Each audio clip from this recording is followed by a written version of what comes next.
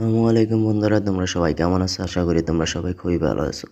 তো আজকে আমি আমার এই ভিডিওতে শিখাবো তোমরা কিভাবে তোমাদের ইউটিউব চ্যানেলে 60 সেকেন্ডসের শর্ট ভিডিও আপলোড করতে পারো। এই জন্য চলে যেতে হবে তোমাদের ইউটিউব।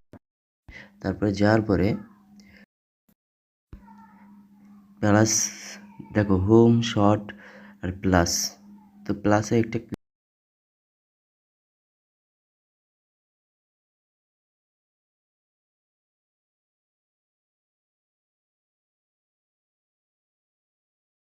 Video, short